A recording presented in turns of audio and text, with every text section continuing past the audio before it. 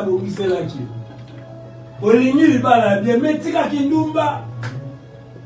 Olingi musala malam, metika muibi. Regarde pas que tu ne donnes pas les dîmes. Tu as perdu ton boulot. Tes enfants aussi commencent à souffrir. Ce qui fait que la plupart d'enfants se retrouvent aujourd'hui prostitués pour la désobéissance de leurs parents. Yo maman pour pouvoir koto sanzam, pour pouvoir couper sa vadim, zamba kangelo pe ba porta misala yo zangi musala, moi na moyen pour s'en sortir dans la vie exacte. Elle doit faire la prostitution pour vivre. Regardez là où vous exposez vos foyers. Ngana mona bat bakufela ndeko na bango nzamba zo ba maladi ndeko na nobela o. Posa ka fidèle bo pesa badim. Pendant les 3 mois qu'ils ont donné les dîmes de Kwazaki pena ABC betake avant Dakar muto atelemi pena ba no tambola comme que ça. Tant que maman muto atelemi ba no tambola ba no ça va physique makati va pesa sous ba dîme. Nzamba lobi bozaka fidèle na badima kobika mutu regressa ti mutu akufi. Ti mutu akufi, quelle dimension de cœur. Ti mutu akufi, donc tout seulement que dans $100 au $10 to pesa. Quelle dimension de cœur. Quelle dimension de cœur les gens ont. Gloire au Seigneur.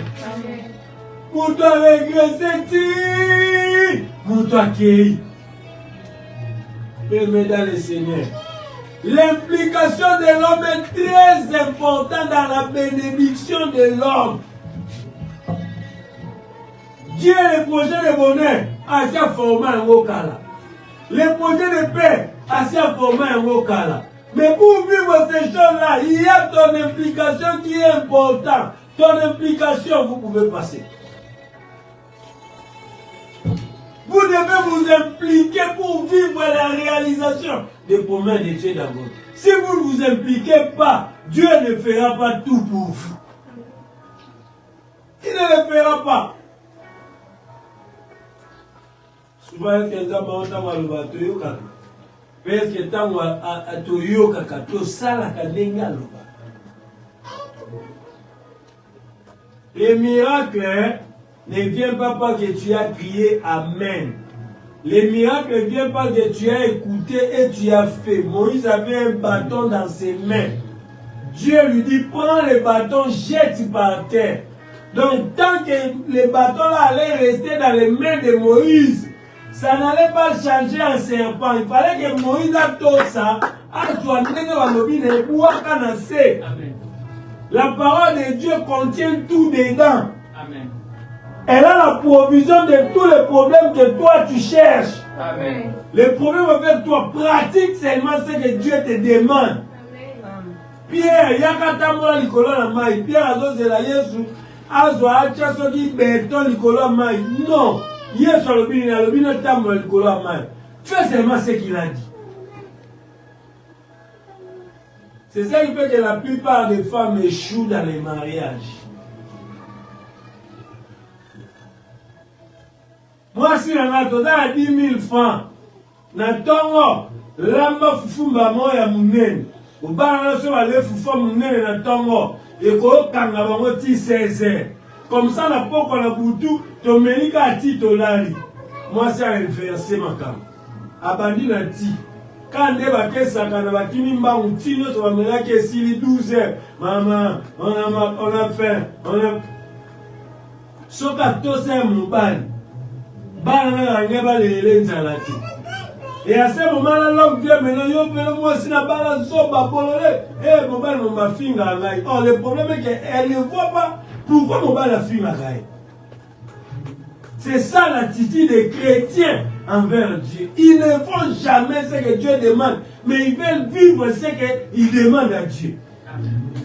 On a pensé que nous avons ça, nous avons ça à côté. Mais bon, c'est la dame, ça, la bino, oh, bino, oh, c'est mal. Ça, c'est être imbécile. Il y a un moment, Jean-Baptiste, avant que nous musiquons, alors quand on a une race de vipères. Libota ya nyoke yoka te ka se ba botami.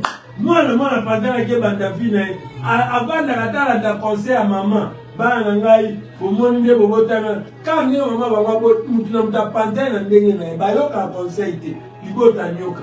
Oh, les chrétiens sont appelés les brebis. Amen. On appelle brebis un animal tendre qu'on peut prendre dans les mains, chérir. La brebis n'est pas sauvage, elle est tendre, elle est douce. Animal domestique qu'on peut conseiller, qu'on peut gérer, on peut vivre avec elle sans craindre les dangers. Chrétien, comment on voit serpent? Oui, que nous sommes le gars, on a ça et l'année pas, on reçoit dans la misokaka. Mais dans souka, c'est là mon ami, raté ça, mon ami. La parole de Dieu, elle est suffisante. Elle englobe tout dedans. C'est à l'homme de pratiquer ça. J'ai dit la création au départ n'a pas besoin de s'impliquer. Mais l'homme, créé à l'image et à la ressemblance de Dieu, a toujours besoin de s'impliquer pour voir l'accomplissement de la parole de Dieu dans sa vie. Amen. Bokobala, tu as dit Okobala, mais tu as des devoirs à accomplir pour moi, et salam.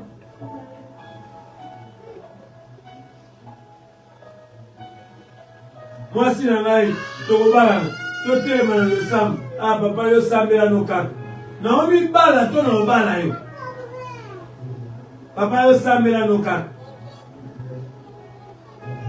Supposons maintenant que quand Dieu avait dit à Joseph, prends Marie et la femme, Bokim en Égypte, Marie a bandu un prétexte, n'a l'enfiendété, n'a l'air kolemba, n'a ucho botaka asiko, révélation ni nyango wana, moi na nyango bakoboma, moi na nyango nzambe mutapel, il y a vraiment des idiots, des idiots. Bobandi débat. C'est Dieu qui a donné Jésus. C'est lui qui dit à Joseph, moi ça va et c'est quand on parle bien. Avant mariage, Joseph, Minzamba qui est dans Solana, Joseph, et Abané dans Solana Marie.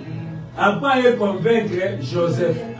Mais pas son mari, qui est lié à moi. Dieu n'a pas parlé à Marie. Alors, là, Joseph Mamoko.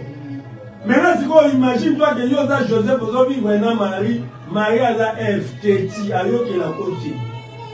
C'est-à-dire, si vous reçoivez na wana, ba période de tinga pour bomayer soit sali, ba komi ba bomina Marie na yo na moto, ota bere que mosala nzamba bali mosimo, ba sweli ba bumbafu. Azo vivre selon Marie le yakibomoto. Fais attention avec les stylos avec l'enfant. On te voit mirage. Cette même nuit-là, Joseph divinement averti, cette même nuit-là. Zoua-moi si la moine, Bokima. Marie n'a pas commandé, non chérie, tu vois, na utika robota sikoyo, moana, bako, na lembi, na pe